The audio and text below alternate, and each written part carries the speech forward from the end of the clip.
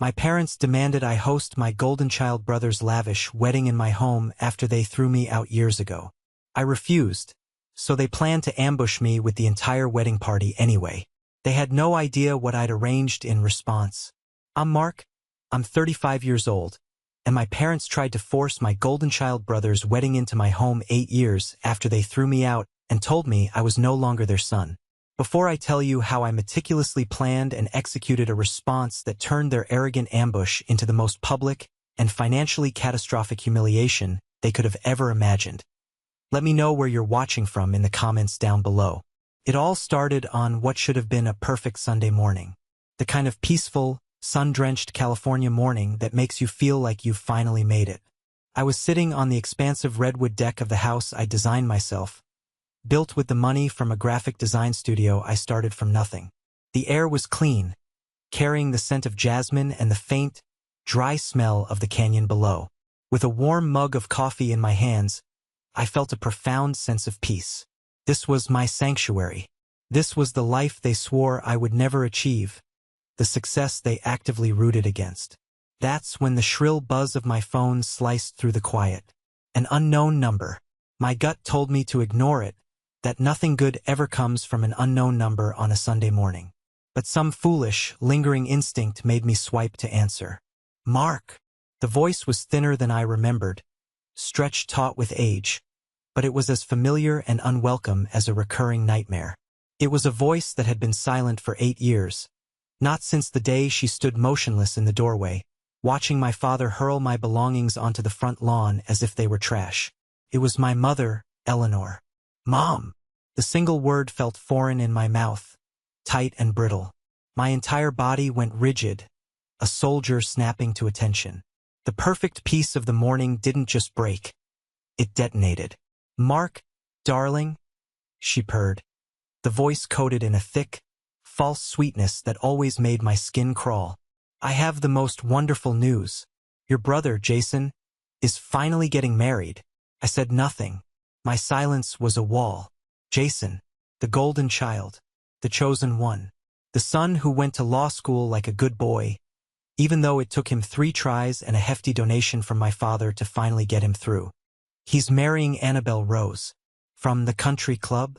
Her father is Franklin Rose of Rose Investments, a very important man. She paused, clearly expecting me to be impressed, to gasp at the social coup she had orchestrated. I took a slow sip of my coffee. It had gone cold. Anyway, she continued, undeterred, we've been scouting venues, and honestly, nothing compares to your lovely home. We've all decided that the ceremony will be on your back lawn. That magnificent view will be just perfect for the photos. I nearly choked. The sheer, unadulterated audacity of it was like a physical force. It wasn't a request. It wasn't even a demand. It was a royal decree. No, I said. The word came out flat, cold, and absolute. The saccharine sweetness in her voice curdled into acid. What do you mean, no? Mark, don't be selfish. This is for your brother. This is for the good of the family. Family? A short, bitter laugh escaped my lips. What family? You threw me out. You told me, and I quote, that I was no longer a son of this house. You haven't spoken a single word to me in 8 years. We are not family.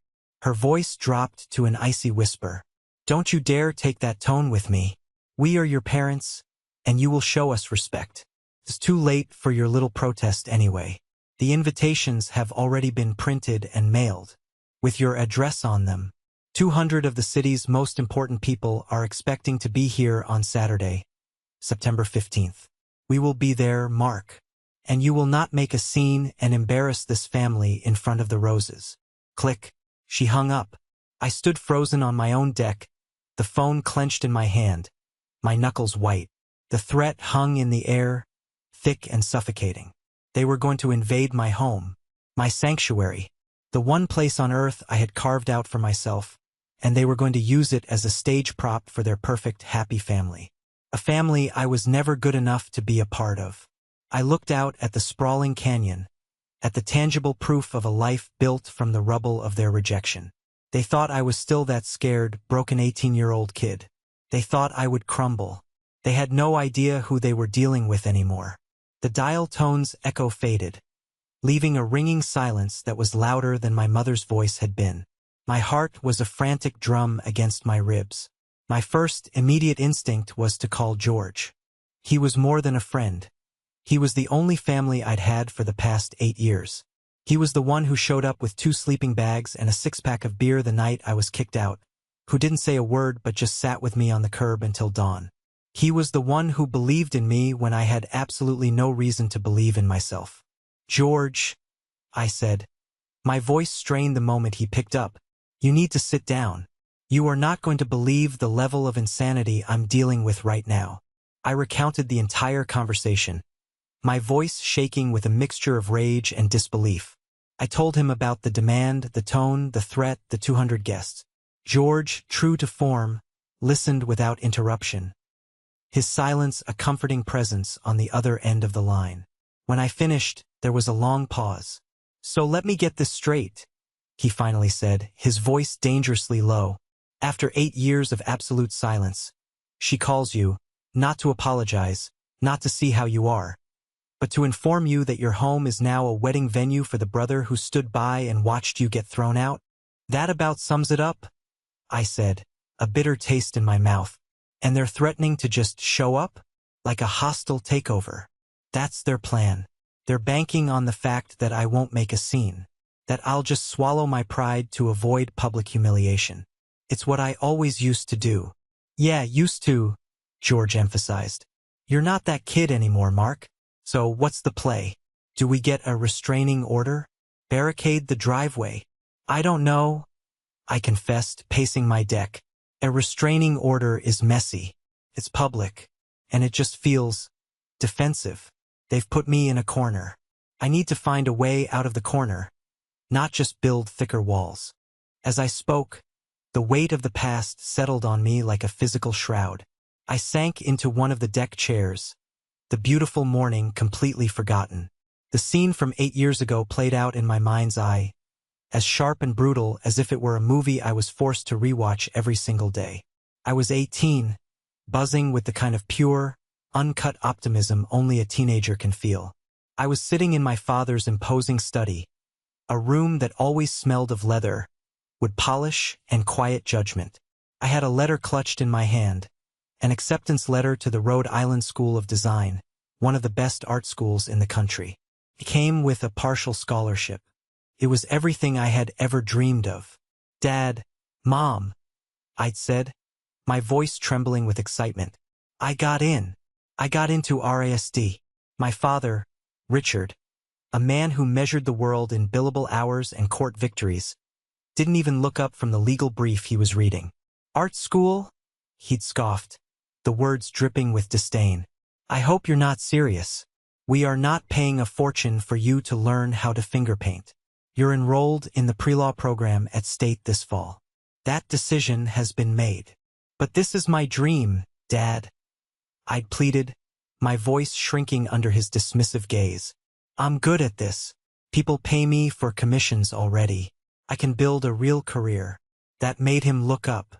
His eyes, the color of cold steel, pinned me to the chair. "A career?" he boomed, his voice echoing in the silent room. "You'll be a bohemian living in a filthy apartment, begging for scraps. You'll be a disgrace to this family's name. No son of mine is going to throw his life away on such childish nonsense. You will become a lawyer. You will be respectable. You will bring honor to this family, not shame." My mother, Eleanor, stood framed in the doorway, her arms crossed, a silent, marble statue of agreement. She was a master of passive aggression, of saying everything by saying nothing at all. Her silence was her verdict. And my younger brother, Jason, then 16, peeked over her shoulder, a smug, triumphant little smirk on his face. He knew in that moment that he had just won. He was the good son, the heir apparent.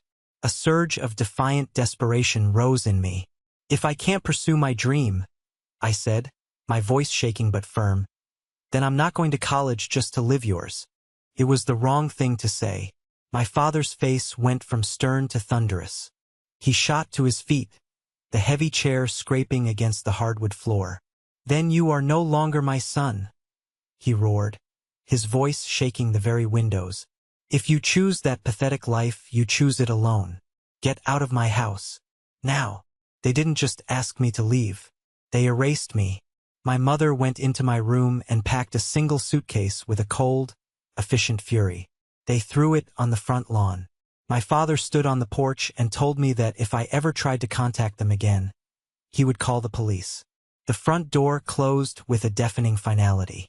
I was 18 years old, standing on the curb with a suitcase and $74 in my pocket. I was utterly, terrifyingly alone. "Mark? You there? Buddy?" George's voice was a lifeline, pulling me from the icy depths of the memory. "Yeah, I'm here," I said, my voice thick. "Just remembering." "Don't," George said sternly. "Don't let them drag you back there. That guy is gone. You're the guy who owns a Canyon View house now. Remember that. Look, if they already printed invitations, there has to be a wedding website. Find it. See what lies they're telling. Knowledge is power." He was right. I hung up and opened my laptop. Took less than 30 seconds. Jason Sterling and Annabelle Rose wedding. The first result was a link to a slick, professionally made website. And there, filling the screen, was a breathtaking panoramic shot of my house at sunset. My house. My home. The headline read, "Join us for a magical evening at the magnificent Sterling family estate." The Sterling family estate. The lie was so bald-faced, so audacious, it almost sucked the air from my lungs. I clicked through the pages. There was a photo gallery showcasing my infinity pool, my meticulously landscaped garden, the deck I was sitting on right now. They were professional real estate photos, likely scraped from the old listing. They had an RSVP page already populated with dozens of yes responses. A gift registry with items costing thousands of dollars. They hadn't just decided to use my house. They had co-opted my entire life, my success, and were wearing it like a costume to impress their wealthy friends. As I stared at the screen, a different memory pushed its way through the anger. Kind memory. My godmother, Beatrice. My father's older sister, the family's resident black sheep. She was a brilliant, eccentric painter who lived in Santa Fe and always smelled of turpentine and sage. She was the only one who ever encouraged my art, who sent me sketchbooks for my birthday instead of savings bonds. She'd passed away from cancer when I was 20. The family had made it painfully clear I was not welcome at the funeral. But I remembered a letter she'd sent me just before the end. I kept a small box of meaningful things, my first design award, a picture of me and George at our high school graduation, a few other mementos. I knew it was in there. I found the box in the back of my office closet and lifted the lid. There it was, on top of a stack of old sketches. Her handwriting was shaky but elegant. The letter was full of love and encouragement. But it was the last paragraph that made my breath catch in my throat. "I've made sure you're taken care of, my dear Mark," she had written. "I've left a little something for you in a trust. Your father is the executor, but he can't touch it. It's locked away until you turn 35. It's not a fortune, but it's enough to give you a real start or a turbo boost if you've already started. Don't let them bully you out of it. It's your legacy from me." I was 35 now. The trust. I'd completely forgotten about it. In my desperate scramble to build a life, my fierce pride in doing it all myself, and my desire to have nothing to do with that family, I had never once looked into it. My phone rang again. A familiar number this time. My Aunt Carol, my mother's sister. The family's designated information gatherer and guilt tripper. "Mark, honey, it's your Aunt Carol," she began, her voice oozing with syrupy concern. "Your mother told me you two had a little chat. I just wanted to call and see how you were holding up." "I'm fine, Aunt Carol," I said, my voice a monotone. "Oh, good. You know, Mark, your mother is just so proud of Jason. This wedding is a really, really big deal for the family. A chance for a fresh start, especially after, well, after Jason's little business venture needed that big influx of cash last year. This marriage to Annabelle is a godsend." My blood ran cold. The words hung in the air, buzzing like angry hornets. Big influx of cash last year. What venture was that? I asked, fighting to keep my voice casual. Oh, some tech startup thing. It was all very complicated. All I know is that your parents moved heaven and earth to get him the investment he needed. They are just such wonderful, supportive parents. I felt a dark, ugly suspicion begin to coalesce in the pit of my stomach. A trust that had just matured. A brother who suddenly needed a big influx of cash. Couldn't be a coincidence. It was too neat, too tidy. I have to go, Aunt Carol, I said, my voice sharp. Of course, dear. Just remember that family is the most important thing. Try to be happy for your brother. I hung up the phone, my mind racing a mile a minute. The pieces were slotting together into a picture so ugly it made me sick. This wasn't just about a wedding anymore. This was about something far more sinister. I immediately called George back.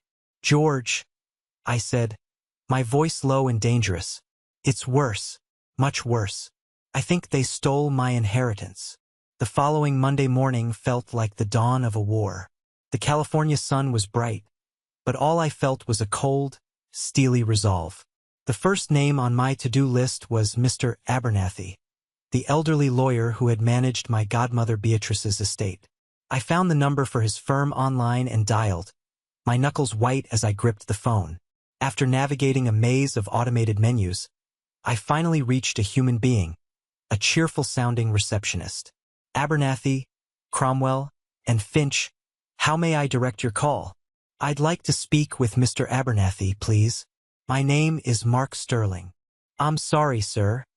Mr. Abernathy is semi-retired and only takes scheduled appointments. It's a personal matter, I insisted, a note of urgency in my voice. It concerns the estate of his sister, Beatrice Sterling. Please, just tell him I'm on the line. She sighed, the sound of bureaucratic reluctance, but put me on hold. The hold music was a tinny, generic classical piece that grated on my already frayed nerves. I paced my office, my footsteps echoing the frantic rhythm of my heart. Every second that ticked by felt like an hour. Finally, a gravelly voice came on the line. Mark? Mark Sterling? Is that really you, son? Mr. Abernathy. Yes, it's me. Thank you for taking my call. Of course, of course. I was so fond of your godmother. A true original, that one. I was so sorry to hear about the falling out with your folks. Beatrice was heartbroken. She was one of a kind. I agreed, my throat tightening. Sir, I'm calling about the trust she established for me. In her letter, she said it would mature on my 35th birthday. That was last month. I heard the shuffling of papers on his end. Ah, yes, the Beatrice Sterling Supplemental Trust. A clever instrument. Let me just pull up the file. It's all digitized now, you know. Much more efficient. More rustling. Here we are. Yes, the trust matured on schedule. The full principal was disbursed a few weeks ago, as per the instructions. My stomach dropped. Disbursed? I haven't received any funds, Mr. Abernathy. I haven't signed a single piece of paperwork. The line went quiet for a moment. The rustling of papers became more urgent. Well, that's highly irregular. My records show the disbursement authorization form was received and processed. The funds, $200,000, to be exact, were wired to the beneficiary's designated account. Is there any way, I asked, my voice barely a whisper, that you could email me a copy of that signed authorization form? Of course, Mark. I'm sending it to your email on file right now. Let me know if you don't receive it. The email notification pinged almost instantly. The subject line read, Disbursement Authorization B, Sterling Trust. My hand was shaking so badly that I missed the mousepad on my first attempt to click it open. I took a deep breath and clicked again. The document was a standard, dry-looking financial form. My eyes scanned past the legalese, down to the signature line at the bottom. It read Mark D. Sterling. My name, my signature, except it wasn't. It was a pathetic, almost comical forgery. The slant was all wrong, too upright. The M was too rounded, and the loop on the K was a clumsy, childish circle. It looked like someone had traced an old signature, someone who didn't know the natural flow of my handwriting. It was the kind of forgery my brother Jason would have attempted for a sick note in high school. But Jason wouldn't have known how to access this. My father, on the other hand, my father was the executor of Beatrice's will. He would have had all the documents. He would have known the exact date the trust matured. He would have known exactly what he was doing. The pieces didn't just click into place. They slammed together with the force of a car crash. My father had forged my signature. He had stolen my inheritance. $200,000. The big influx of cash Aunt Carol had so helpfully mentioned for Jason's latest failed business. It wasn't just a helping hand from a supportive parent. It was grand larceny. It was my money, left to me by the one person in my family who had ever truly seen me, and they had siphoned it away to fuel the ambitions of their golden child. A wave of hot, dizzying nausea washed over me. I had to grip the edge of my desk, my vision tunneling. This wasn't just about money. This was a violation of a sacred trust. A betrayal so profound it felt like a physical wound. For 8 years they had pretended I was dead to them. But it was a lie. I wasn't dead to them. I was a secret, unsupervised bank account they could raid whenever they pleased. I spent the next several hours in a cold, methodical fury. I called the bank that had managed the trust, posing as the concerned son trying to track down a family transaction. I managed to wheedle the details of the wire transfer out of a sympathetic customer service representative. The money had been transferred from the trust account into a personal savings account under the name Richard Sterling. From there, a series of subsequent transfers were made to a corporate checking account for a company called Jason Ventures LLC. A quick online search confirmed the company had been officially dissolved 3 months ago. Its assets listed as zero. The money was gone, vanished. Just as I was absorbing the full, sickening scope of the theft, my phone rang with an unknown local number. I almost didn't answer, but I was in a state of hypervigilance. "Hello, may I speak with Mark, please?" A woman's perky voice asked. "Speaking. Wonderful. This is Maria from Elegant Events Catering calling. I'm just doing a final confirmation for the beautiful wedding of Jason Sterling and Annabelle Rose scheduled for September 15th at your lovely property. We're all so excited. I'm just calling to confirm the final payment schedule. We received the initial deposit, and the remaining balance of $45,000 will be due 1 week prior to the event. Just wanted to make sure you were all set to handle that." I froze, the phone feeling like a block of ice against my ear. My brain stuttered, trying to catch up. "I'm sorry, could you repeat that?" "What deposit?" "The $15,000 deposit you made with us last month?" she said, her cheerfulness faltering into confusion. "It was charged to the Visa credit card ending in 4277, issued under the name Mark Sterling." My blood didn't just run cold. It turned to solid ice. That card. It was a supplementary card from my father's account that I'd had in college for emergencies. I had cut it up and thrown it away 8 years ago, assuming the account was closed. They had never canceled it. They had kept the number. And they had just used it to put a non-refundable deposit down on a $45,000 catering bill. In my name. They weren't just planning to crash my home. They were planning to have me finance the entire extravagant affair. The sheer, galaxy-brained audacity of it was almost impressive. For a split second, that old, powerless feeling returned. The feeling of being a small boy caught in a game with cruel giants who wrote all the rules. The despair was a physical weight, pressing down on my chest, whispering, "It's too much. Just give in. Let them have their win. It's easier." But then, my eyes landed on the forged signature on my computer screen. I thought of Beatrice's kind, encouraging words in her letter. I thought of the 8 years of silence, of the struggle, of the pride I had felt in building this life, brick by painful brick. The despair didn't just vanish. It combusted. It burned away, leaving behind an anger so pure, so cold, so lethally focused, it felt like a weapon. They thought I was weak. They thought I was still that broken kid they could manipulate and discard at will. They had fundamentally misunderstood who I had become in their absence. I picked up the phone and dialed George. My hand was perfectly steady. "They committed felony fraud, George," I said, my voice quiet and utterly devoid of emotion. They stole 200 grand of my inheritance, and they just tried to frame me for a $45,000 catering bill. This is over. This is not a family drama. This is a criminal enterprise. And I am going to dismantle it, piece by piece. The 48 hours that followed were a masterclass in controlled chaos. My anger had cooled from a raging fire into a laser beam. My first call after my revelation to George was a second call to George. I need to talk to your uncle, I said, no preamble. Judge Thompson. I'm not asking for a favor or for him to break any rules. I need a 30-minute, off-the-record coffee. I need to understand strategy. I need to know how a powerful man thinks when he's been backed into a corner. George, sensing the shift in my voice from desperation to determination, simply said, I'll set it up. We met the next morning at a quiet, old-school diner far from our usual neighborhoods.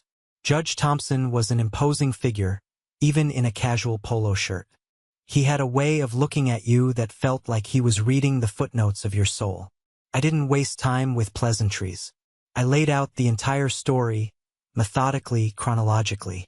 The disownment, the 8 years of silence, the wedding demand, the stolen inheritance, the forged signature, the fraudulent catering charge.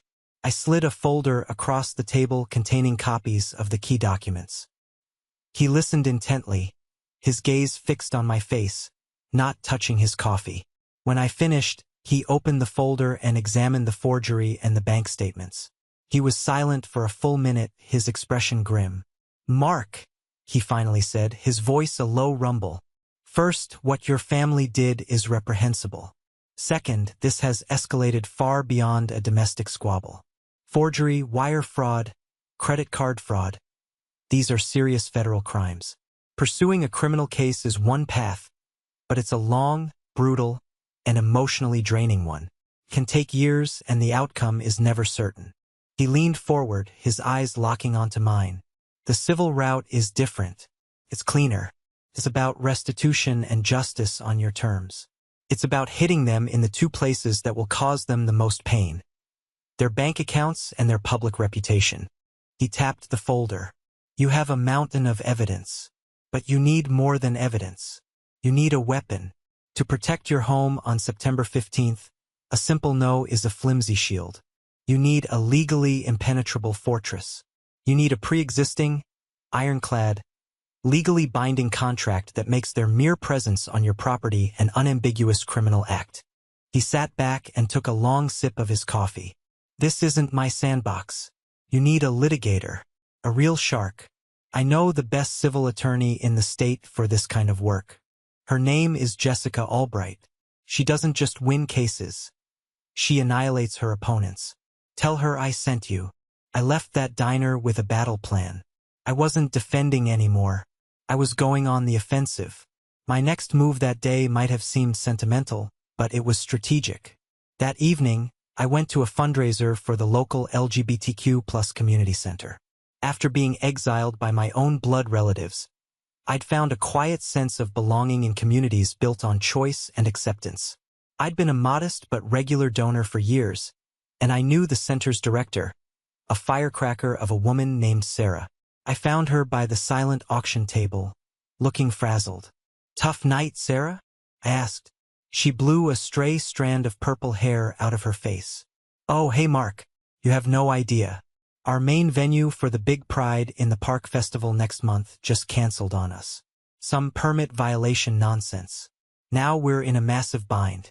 We need an outdoor space that can hold a couple thousand people, and everything is either booked solid or wants to charge us a fortune we don't have. And there it was. The universe didn't just whisper the answer. It screamed it at me through a megaphone. The final, brilliant, devastating piece of my strategy fell into place. It was more than perfect. It was poetic justice of the highest order. Sarah, I said, a slow, deliberate smile spreading across my face. What if I told you I have a solution? How would you feel about holding your Pride festival at a private, multi-acre hillside estate with one of the best views in the county, completely free of charge? Sarah's jaw dropped. Your place? Mark, are you serious? That would be... That would save us. That would be incredible. I'm dead serious, I said, my smile widening. I have only one non-negotiable condition. The date. Anything. Name it. It has to be Saturday, September 15th. The following day, I walked into the downtown office of Jessica Albright. She was exactly as advertised. Impeccably dressed, radiating an aura of lethal competence. Her office was minimalist, modern, and overlooked the entire city. I didn't waste her time. I presented the evidence binder. She examined the documents with a terrifying focus, her sharp eyes missing nothing. A slow, predatory smile formed on her lips. It was the smile of a shark that had just smelled blood in the water. "Mr. Sterling," she said, her voice smooth as silk but with an edge of steel. "This isn't a lawsuit. This is a public execution. We will file for the principal of the theft, 8 years of compound interest, full restitution for the fraudulent charges, and punitive damages for malicious and intentional infliction of emotional distress. Their behavior is so egregious, so far beyond the pale, that a jury will be lining up to award you damages." Then I told her about my plan for the Pride Festival. She leaned back in her chair and let out a low laugh. It was a sound of pure, unadulterated professional admiration. "Oh, that's beautiful," she whispered. "That's not just legally airtight. It's psychologically devastating. I love it." We spent the rest of the day with her team, drawing up the contracts and legal notices. The lawsuit was drafted, poised and ready to be filed at 9 a.m. on Monday, September 17th. The contract leasing my property to the community center for the festival was expedited, signed, and notarized before the end of the business day. I paid for every conceivable permit, for a massive event insurance policy, for a private security team, and for a detail of off-duty police officers to handle traffic, crowd control, and, most importantly, any uninvited guests. In the 2 weeks that followed, my property became a staging ground. Delivery trucks arrived at odd hours, dropping off scaffolding, sound equipment, lighting rigs, and portable toilets, all stored discreetly in my large garage and behind the guest house.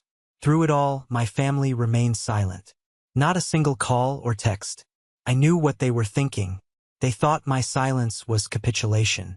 They were picturing me resentfully mowing the lawn, preparing my home for their glorious triumph. They were laughing, toasting their victory, assured of their power over me. They were living in a beautifully constructed fantasy, and I was quietly, methodically, building the bomb that would blow it all to smithereens. The morning of September 15th dawned bright and impossibly clear.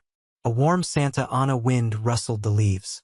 From my deck, the air wasn't filled with the nervous energy of a wedding, but with the pulsing beat of pop music and the cheerful, rising hum of hundreds of voices.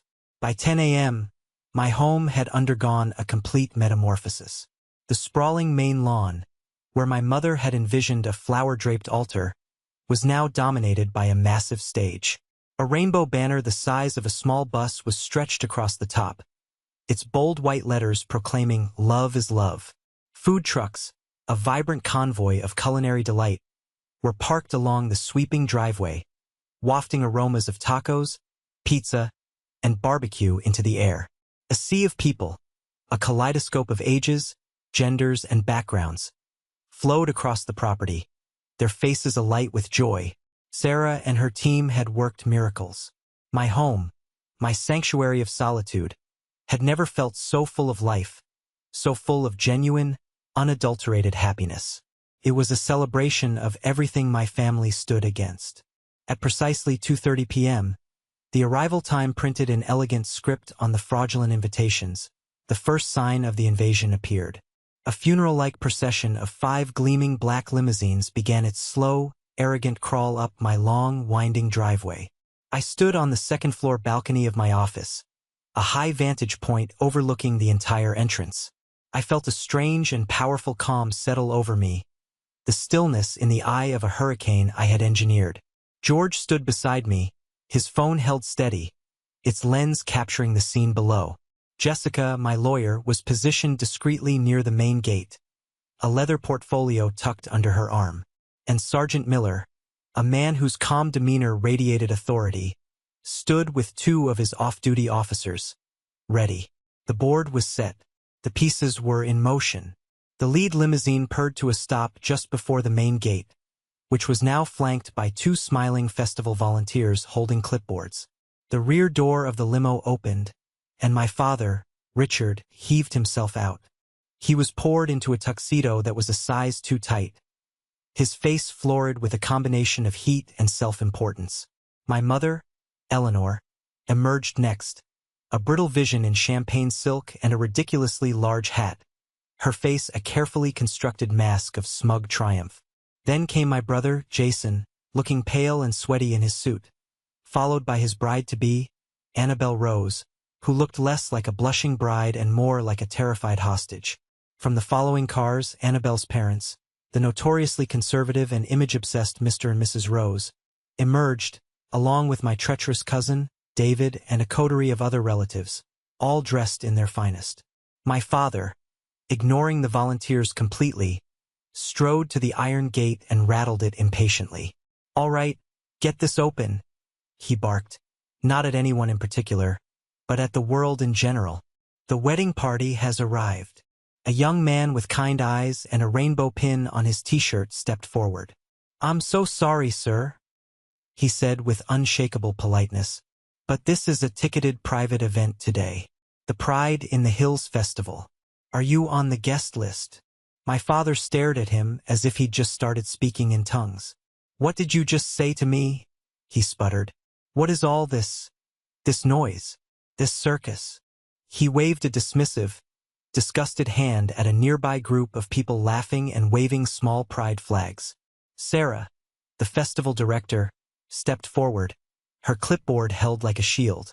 "It's our annual fundraiser, sir," she said, her voice clear and firm. "And this entire estate has been legally and contractually leased to the community center for the duration of the day."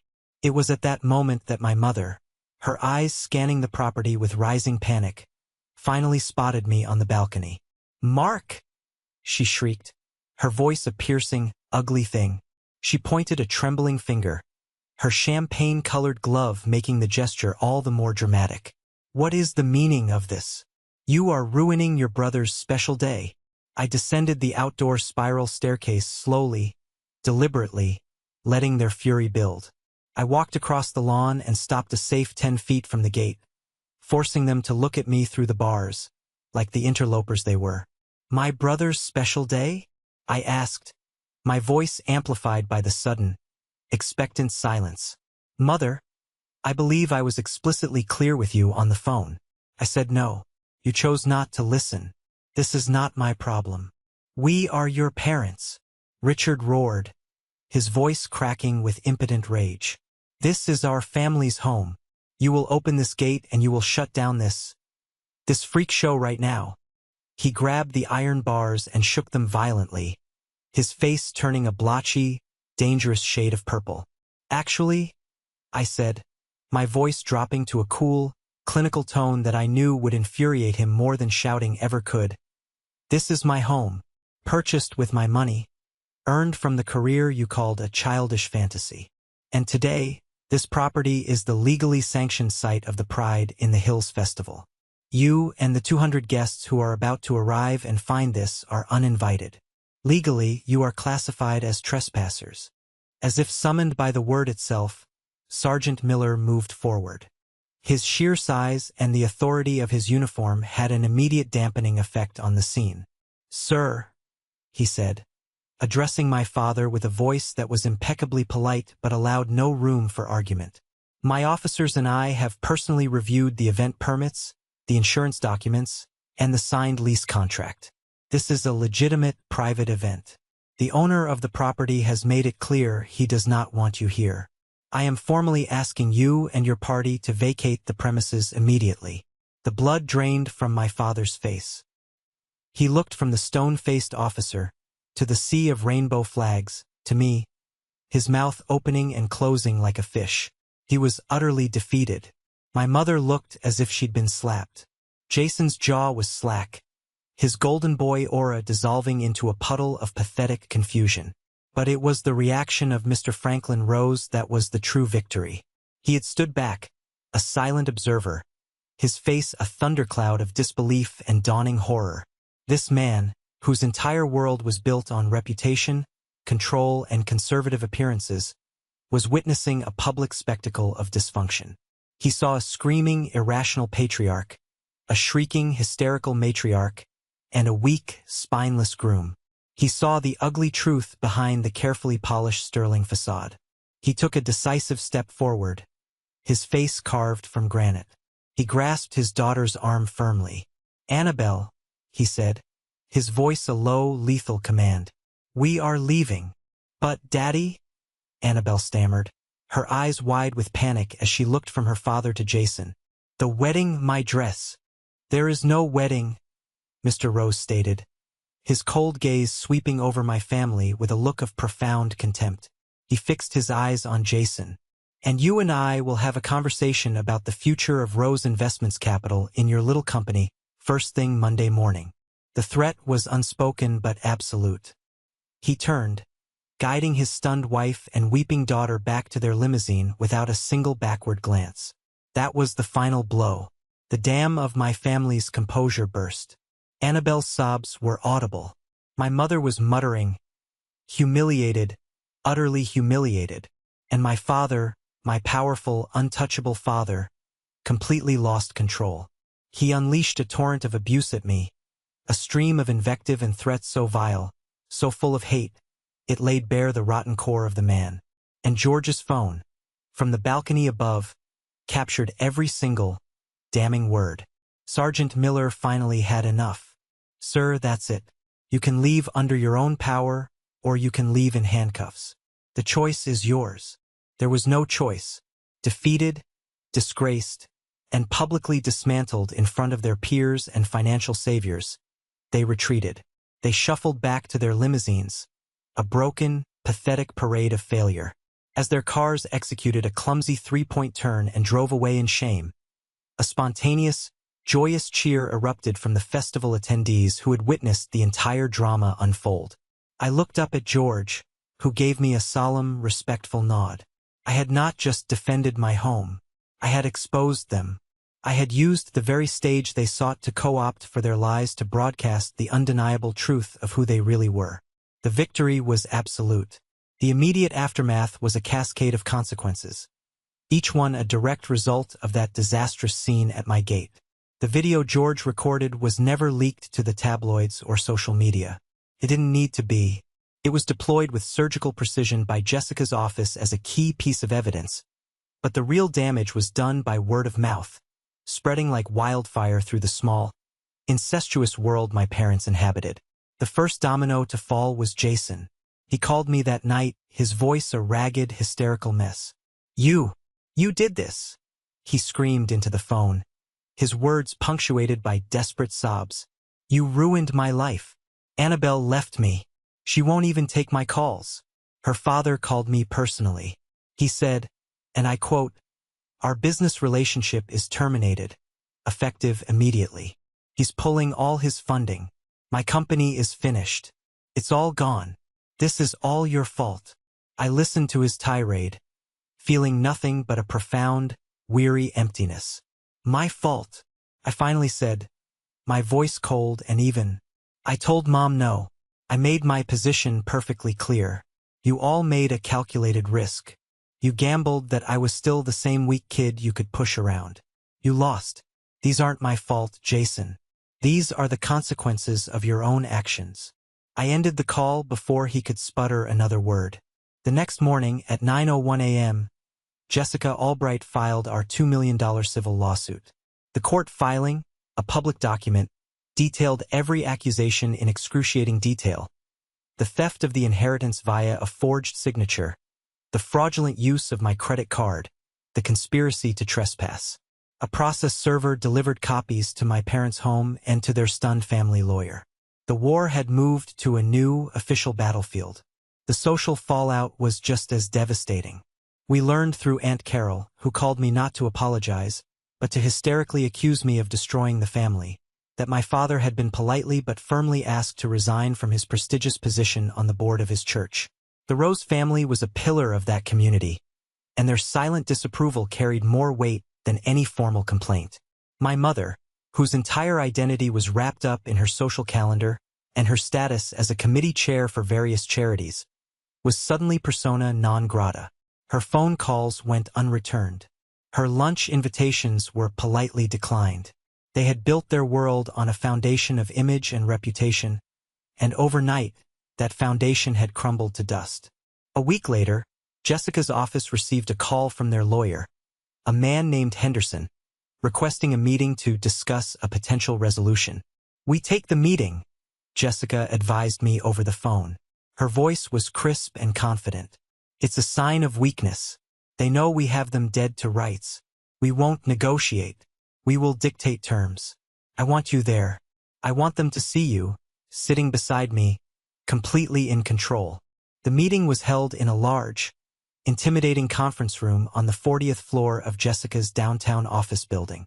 The view of the city was spectacular. I sat at one side of a massive, polished mahogany table, dressed in a sharp, custom-tailored suit. Jessica sat beside me, an alligator-skin briefcase on the table in front of her. My parents and Jason were ushered in a few minutes later. They looked like ghosts.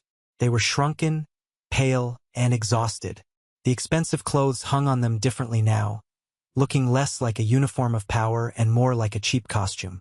Their lawyer, Henderson, a man with tired eyes and a defeated slump to his shoulders, cleared his throat and began with a feeble appeal. "Ms. Albright, Mark, we're all here today in the hopes that we can resolve this matter amicably. As a family, a lawsuit of this nature with these kinds of allegations, it's so terribly destructive to family bonds." Jessica let the silence hang in the air for a moment before she responded. She didn't raise her voice. She didn't need to. Her words were like shards of ice. "Mr. Henderson," she began, leaning forward slowly, "let's be perfectly clear. This ceased to be a family matter the moment your clients conspired to commit multiple felonies against my client. We are not here to discuss bonds. We are here to discuss restitution." She opened her briefcase and produced a thick, spiral-bound binder. She slid it to the center of the table with a soft thud. "In this binder," she said, her voice cool and methodical, "you will find copies of the wire transfer records from the Beatrice Sterling Trust. You will find a sworn, notarized affidavit from a nationally recognized handwriting expert confirming that the signature on the disbursement form is a forgery. You will find bank statements showing the direct trail of those stolen funds into Jason Ventures LLC. She then slid a glossy 8x10 photo across the table. It was a crystal-clear still from George's video, a perfect shot of my father's face, contorted in a mask of pure rage as he screamed at me through the gate. "We also have 3 hours of high-definition video evidence documenting your client's criminal trespassing, their public disturbance, and the multiple threats of violence uttered by your client, Mr. Richard Sterling." Finally, she pushed a copy of the catering contract forward. "And this is the fraudulent contract entered into using my client's stolen credit card information. We have a full statement from the credit card company's fraud division. They are very interested in this, by the way." She leaned back in her chair, a picture of absolute, unassailable power. "My client is not interested in an apology. He is not interested in a family therapy session. He is interested in justice. The $2 million figure listed in our complaint is not a negotiating tactic. It is our opening offer. We are fully prepared to proceed to a jury trial. And frankly, I cannot imagine a jury in the state of California that wouldn't be delighted to make an example of your clients. So, I would strongly advise you to have a very serious conversation with them about the benefits of a swift, quiet, and complete settlement." I watched their faces. My father, the titan of the courtroom, was ashen and silent. My mother seemed to be trying to shrink into her chair. Jason just stared at the polished surface of the table as if it held the answers to the universe. They had walked in hoping to find a crack in my resolve, a weakness they could exploit. Instead, they had walked straight into a perfectly executed legal checkmate. I looked across the table at the 3 people who had tried to erase me. I felt no rage. I felt no pity. I felt nothing at all. And in that nothingness, I found my freedom. The months following that meeting in Jessica's office were a quiet, methodical dismantling of my family's life as they knew it. Faced with an unwinnable case and the public humiliation of a trial, they were forced into a corner. Their lawyer, Henderson, clearly advised them that their only option was to settle. They tried to fight it, of course. There were lowball offers, attempts to drag out the proceedings, pathetic appeals through back channels. Jessica swatted them all away like flies. She was a force of nature, and she was on my side. Ultimately, they capitulated. The settlement was for a substantial 7-figure sum. To pay it, they were forced to sell their sprawling home in the wealthy suburb where I grew up, the very house they had thrown me out of. They had to liquidate most of their investment portfolio and cash in their retirement funds. Everything they had built their identity on, the house, the social status, the illusion of wealth, was stripped away. Justice wasn't just a concept. It was a bill that had finally come due. During this period, my own life began to flourish in unexpected ways. The story of the non-wedding, as it came to be known, had circulated among the city's elite. While some of the more conservative types sided with my parents, a surprising number of people were impressed by my audacity and strategic thinking. My design studio, already successful, was suddenly inundated with calls from new, high-profile clients. One of these was a tech billionaire, a man who had actually been on the original guest list for the wedding. He'd shown up, seen the Pride Festival in full swing, heard the story, and apparently had a good laugh. He called my office a week later. "I like how you think, Sterling," he'd said over the phone. "You don't just play the game, you change the board. I need that kind of thinking for my new company's branding. The job is yours if you want it." It was the biggest contract of my career. The irony was so thick I could taste it. The very event my family had orchestrated to co-opt my success for their own image had backfired so spectacularly that it ended up catapulting my career to a whole new level. But the most profound transformation came from what I chose to do with the settlement money. It felt tainted, a product of pain and betrayal. I didn't want it in my life, so I decided to recycle it. I took the original $200,000, the exact amount of my stolen inheritance, and worked with a financial advisor to establish a charitable foundation. I named it the Beatrice Sterling Grant, a tribute to the only family member who had ever believed in my dreams. Its mission was simple: to provide grants and scholarships to young artists, musicians, and writers who had been disowned or financially cut off by their families for choosing a creative path. The first grant award ceremony was a simple, beautiful event held in my backyard. The lawn where my father had intended to stand and watch his favored son get married was now filled with a dozen brilliant, hopeful young people, their energy a vibrant counterpoint to the ugly memory of what could have been. I stood and spoke a few words, then called the name of the first recipient, a fiercely talented young painter named Maya. She had been kicked out of her home for refusing to major in accounting. As I handed her the oversized check, she looked at it with tears streaming down her face. "I was sleeping in my car last week," she whispered to me, her voice thick with emotion. "I really thought I was going to have to give up on everything. This isn't just money. This is a second chance. It's someone saying, 'I see you. What you do matters.'" Looking into her eyes, seeing the raw talent and fierce determination that had almost been extinguished, I felt a sense of peace and purpose that was more satisfying than any victory or act of revenge. I had taken the poison of my past and turned it into an antidote for someone else's future. About a year after the settlement was finalized, I was leaving my office building late one evening when I saw them, my parents. They were waiting for me on the sidewalk, huddled together under a street lamp. They looked like strangers. The expensive, tailored clothes were gone, replaced by ill-fitting department store versions. My father's powerful posture was gone, replaced by a defeated slump. My mother, who had always been so impeccably put together, looked frayed at the edges. "Mark," my mother said, stepping into my path. Her voice was thin, pleading. "Mark, please, we just want to talk.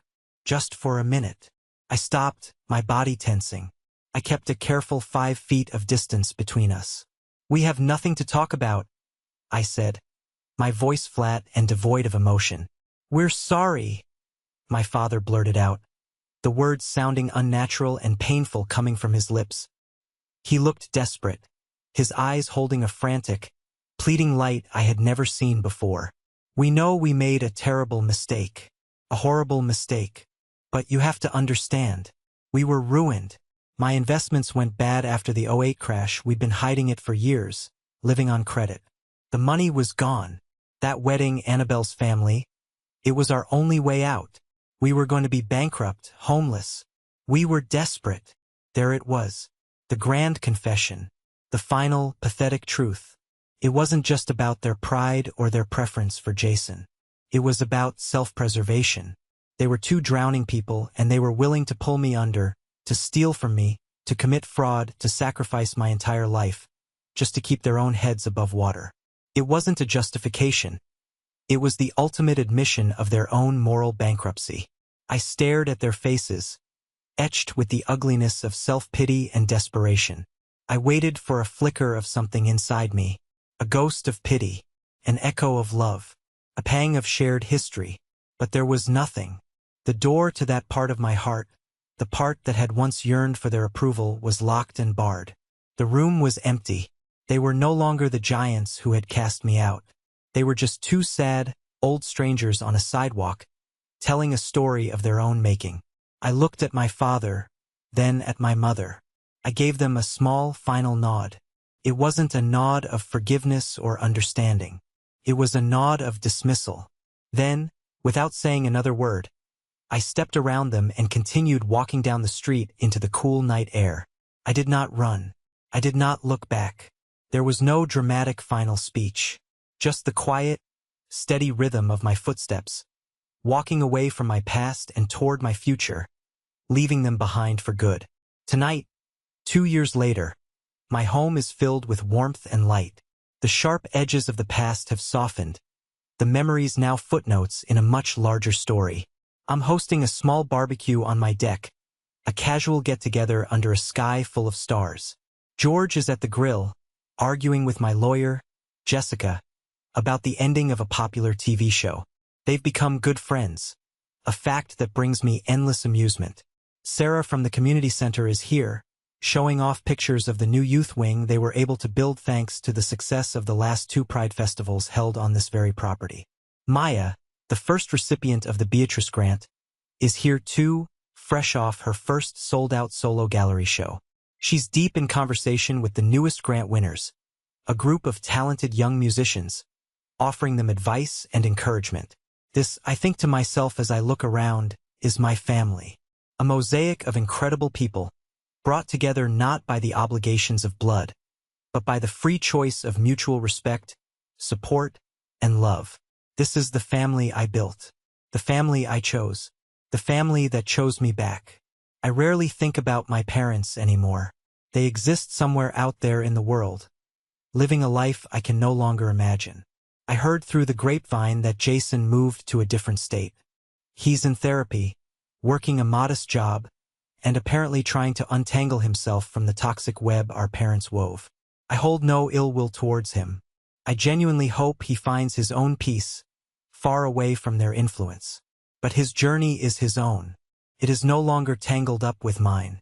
My focus is here, in this circle of laughter, in the clinking of glasses, in the easy, comfortable silence that can only exist between people who truly care for one another. Sometimes, late at night, I stand on this deck alone and look out at the dark, sleeping canyon. It's the same view I was staring at on that terrible Sunday morning. But it looks different to me now. It's no longer just my fortress or my sanctuary. It's a testament to a powerful truth, that you can build a beautiful, thriving garden on scorched earth. You can take the poison of the past and alchemize it into medicine for the future. My parents tried to use this place as a stage for their lies. In doing so, they inadvertently forced me to discover what a home truly is. It isn't 4 walls and a spectacular view. It's a feeling. It's safety. It's acceptance. It's the profound comfort of knowing you are seen, valued, and loved for exactly who you are, not for who others demand you to be. I pick up my glass, tapping it gently with a spoon. The conversation lulls, and all eyes turn to me, their faces illuminated by the warm, gentle glow of the string lights. I just want to say thank you. I say, my voice steady and clear, for being here, for being you, to chosen family. To chosen family. A chorus of voices echoes back. The sound of glasses clinking together is a sweet, hopeful music that rings out in the clear California night. And in that sound, in this moment, I am finally, completely, and irrevocably at peace. Thank you for listening to my story. I hope it resonated with you in some way. Have you ever had to stand up to your own family to protect yourself? Share your story in the comments below, and don't forget to like and subscribe so you don't miss what's next.